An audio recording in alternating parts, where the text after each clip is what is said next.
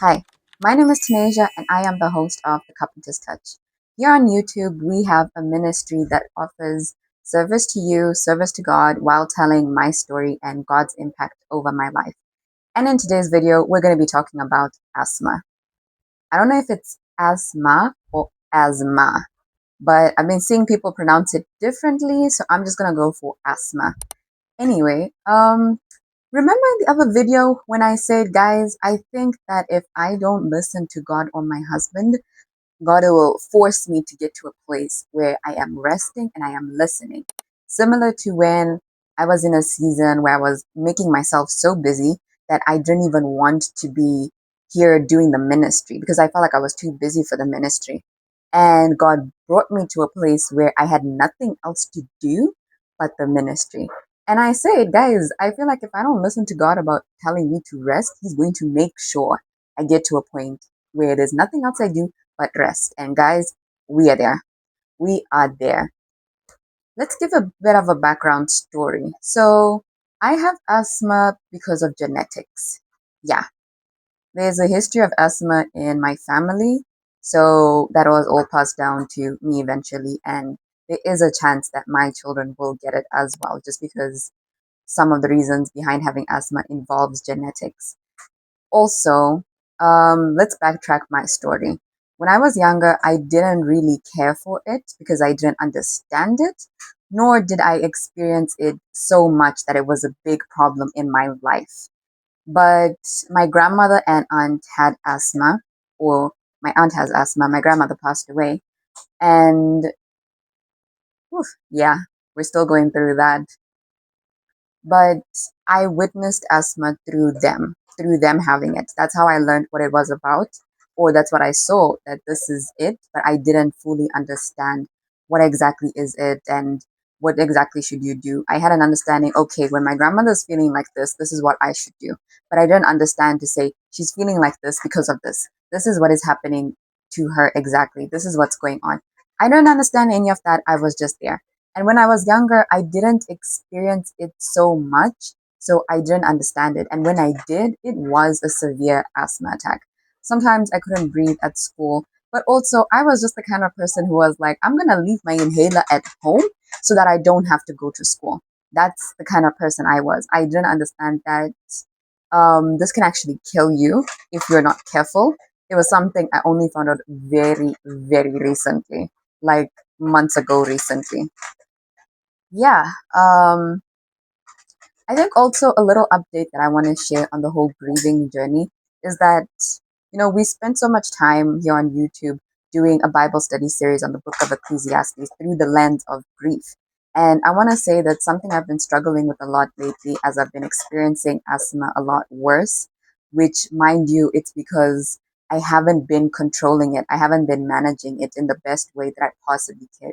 As I in the best way that I possibly could for my body. So because I haven't been controlling it, it has become severe. It has become, well, not severe, but it has become a problem in my life now.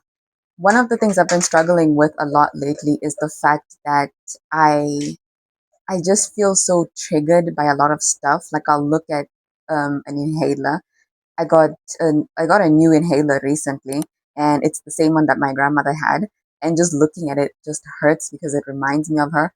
I didn't even want to go to the hospital for treatment when I had an asthma attack because I was just thinking of how my grandmother was in hospital. So I feel like I've got PTSD, guys. I feel like it, but we are healing. We are getting through this. I am trying to handle my emotions as well as handle my health in the best way that I possibly can right now in this point of my life.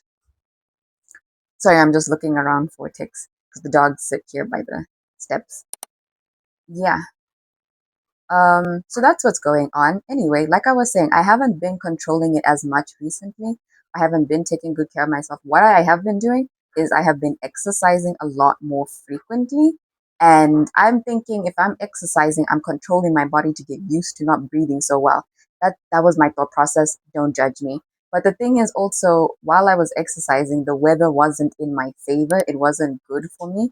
And I would have my husband tell me to, take care of myself and not do stuff like that. And on top of that, I would have God telling me to rest, and I was still, yeah, still refusing, still hearing, but not listening. And I brought that up in a different YouTube video saying that, guys, if I don't listen, God might force me to listen. And this is where we are at right now, where for the past couple of days, I have been experiencing like my asthma is acting up. I think the thing is, the reason why I actually wanted to make this video was because of the fact that I have been looking up what it is like to have asthma as a Christian and hearing people's different perspective and views on it. And something that has come to my attention is that nobody has really been talking about it and sharing about it. I don't know if I just didn't come across the right videos or what, but they haven't been talking about it. What I have been seeing is that people have been healed from it. And I think that's beautiful. My husband used to have it, but he's overcome it. That happened to him when he was younger, and he's okay now. He hasn't had issues, but I haven't been healed. I haven't had the miraculous healing of God yet. I am praying about it, and if it's in God's will, then so be it. But if not, then this is something that I have to live with. Fortunately for me, God has allowed me to live in a time period where I'm able to manage it in a healthy manner, and that involves medication, and that involves having the right doctors, the right exercise practices, and that stuff we'll get into later on. So I want to share with you guys my journey with asthma and what exactly is it, and how I have been impacted by it. And yeah, I'm learning this because, like I said, it's been a bit of an issue lately. So I want to share with you guys what it is, and I also want to understand it as best as I can too. But I have my notes here. I have been working with ChatGPT for the past 2 days to understand what exactly is asthma and what exactly is going on so I can better explain it to you guys. I'm going to be reading out my notes to you. I'm going to try and not read and just explain, if that makes sense. But anyway, here's the first note I want to share with you. Asthma is a condition where the airways inside the lungs are very sensitive. This means that they react strongly to certain triggers, mainly affecting the airways, not the lungs. I think what I've been struggling with lately in understanding is what exactly are airways, what exactly are lungs. So let's talk more about the whole aspect of things. First of all, we need to understand that our bodies need oxygen to live. Okay? Oxygen is used for helping our brain, heart, muscles, and organs work properly in our bodies. So we get oxygen by breathing air through our lungs. Now, the follow-up question I had when I was understanding all this is like, what exactly are the lungs? Now, the lungs are two soft organs in the chest that help us to breathe. They bring oxygen into the body and they extract waste gas. This waste gas is called carbon dioxide. I want to share with you a bit of like the process of what it's like for somebody who doesn't have asthma and how exactly is the breathing process in all this. First of all, there's the air, right? Air is going into your nose or your mouth, going down the windpipe. And this windpipe splits into two large airways called the bronchi. And each of this like bronchi goes into each lung because it's split in two, right? It goes into each lung. And inside the lungs, the bronchi branches into smaller airways called, I don't know how to pronounce this word. I don't know if it's bronchioles, something like that, but I'm just going to put the name here. That's what it is. And these lead to tiny air sacs called alveoli. I also don't know if that's pronounced well. I'll just put the spelling here as well. And basically here, what happens is that this is where the oxygen enters the bloodstream and carbon dioxide leaves the blood to be breathed out. Now, that's me just sharing what exactly I understand about all this. So let me try and explain to you in a way that I'm also trying to understand it. Basically, we breathe in air, right? It goes into our bodies. And then this air, this oxygen, is mainly like the goal of the oxygen is to be transported to our bloodstream so that it can help our bodies to live, to be healthy and happy, right? And there's airways. Okay, how to explain it? So what I'm understanding, let me share with you what exactly I understand is that from the windpipe, we have two large airways that split. Yeah, we have two large airways that go into our lungs. And in these two large airways, we've got smaller airways and air sacs. All of these like they just transport oxygen into our bloodstream as well as extracting carbon dioxide from our bodies. Now, the thing is, with asthma, the airways in particular are affected, not the lungs.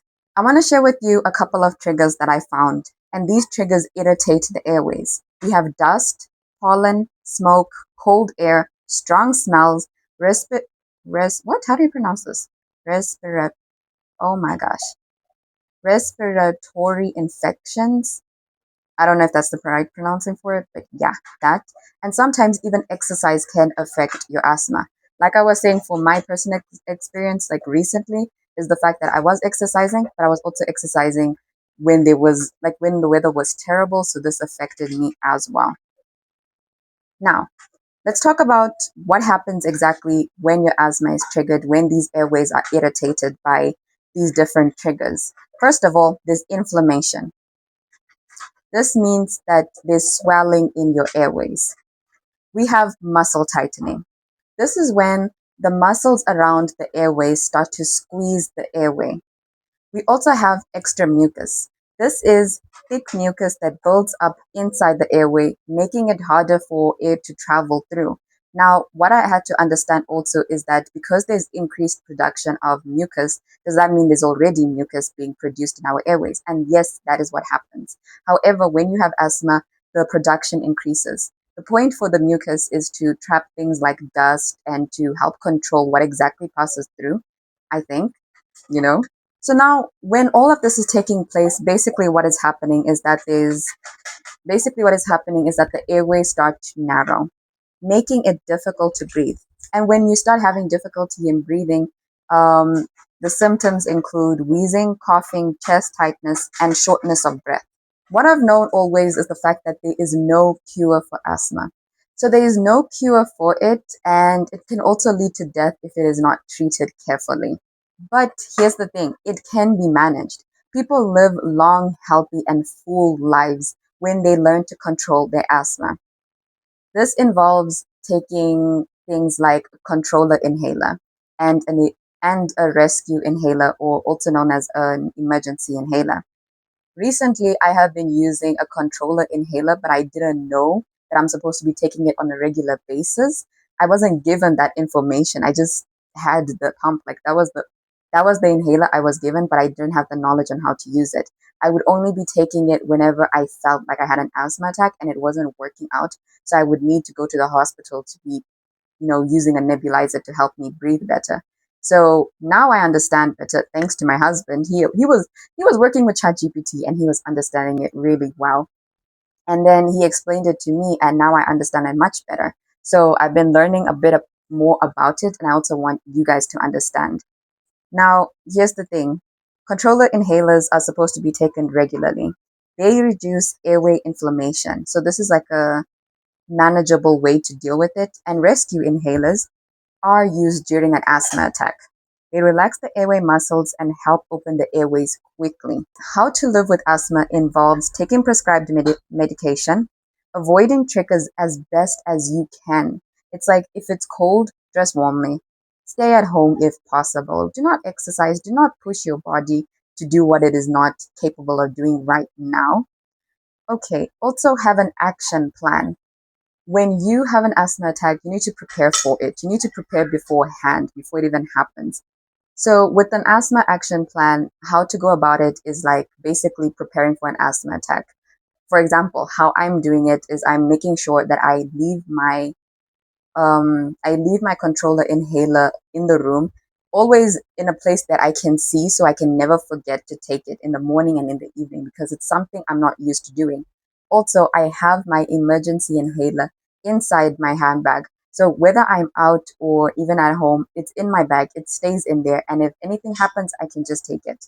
Basically, also stay active. Just because you have asthma doesn't mean that you shouldn't exercise. You should exercise, but in a wise manner. Don't push yourself, but also just take care of yourself as best as you can. Care for your health as best as you can. Eat the right food, eat the do the right exercises, whatever is meant for you. You need to learn and see what exactly works for your body. And something I'm learning is that don't push yourself to the limits, okay? Just because you can doesn't mean you should. So that's a bit of an understanding that I have learned about asthma and what I'm actually sharing with you guys. I hope it's helped, and please do fact check me, okay? If there's anything you want to share, please do share in the comments. Correct me if I'm wrong in any point, and if there's anything additional that you would like to bring to the table, please do so, because the whole point is to understand what exactly it is and to help and encourage everybody else. So let's connect this to the ministry. Why are we talking about asthma on a Christian YouTube channel? Firstly, I am somebody that has been struggling with asthma all my life, but I didn't understand it.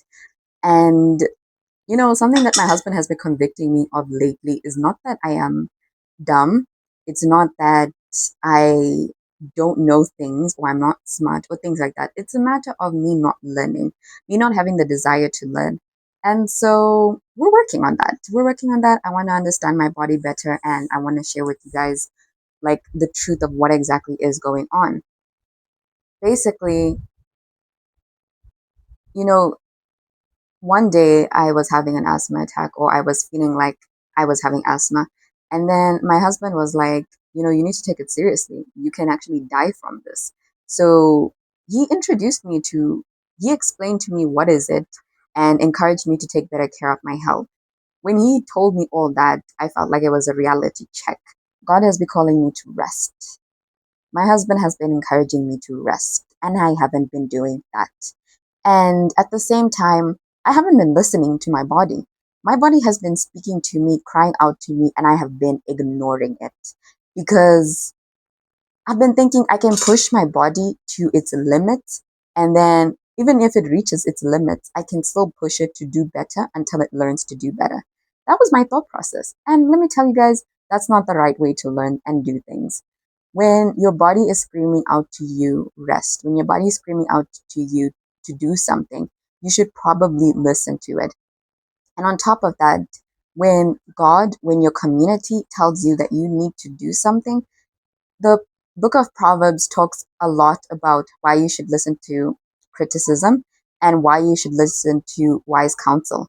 This is because it makes you into a better person, into a person that fears the Lord as well. I don't know if I'm explaining this nicely, but basically, I am sharing all of this with you guys because this is a journey. This is a testimony. I am not healed from my asthma miraculously by God. I still have it. I have been praying for it. I prayed to God that He may take it away from my grandmother. And, throughout her life, it wasn't taken away. But I have faith that she's in heaven and she's well right now. But right now, even though I still pray for it, I still have it. And hopefully one day God will deliver me, but maybe He won't. Maybe what He is doing for me personally is that I'm meant to have it. And fortunately, He allows for me to have the right medication and the right knowledge or access to knowledge. And I'm grateful for that. And I want to utilize that, and I want to share all of that with you guys as well, because this is something serious. I didn't realize it was something serious until recently. And I want to share with you guys this, bring awareness to what exactly it is and why exactly you should listen to your body right now. There's a lizard looking at me. But yeah, I want to encourage you all to take care of your body. Your body is God's holy temple. You need to take care of your body, take care of your health, and listen to God, listen to your community. And don't be afraid or don't limit yourself from learning more about the world that we live in. Don't be afraid. And yes, we're supposed to move in faith. Faith without works is dead. But don't get to a point where you feel like, if I don't take care of my asthma and I pray about it, then God will heal me. No, pray into it and do what is necessary in order to control your situation. And trust that at the end of the day, God is in control. He has the final say. I think that's pretty much all I want to share with you guys, is that I'm going to learn from this experience, slow down, and listen to my body a bit more, listen to God a bit more, listen to my husband a bit more, listen to my community. And I just wanted to share all of this with you guys. This is my story. This is what is happening right now in my life. And I hope you find awareness in this video about what exactly is asthma. Something that I regret is not understanding it sooner, because I feel like I judged my grandmother for having it, and I didn't understand what exactly she was going through. So please consider learning more about it.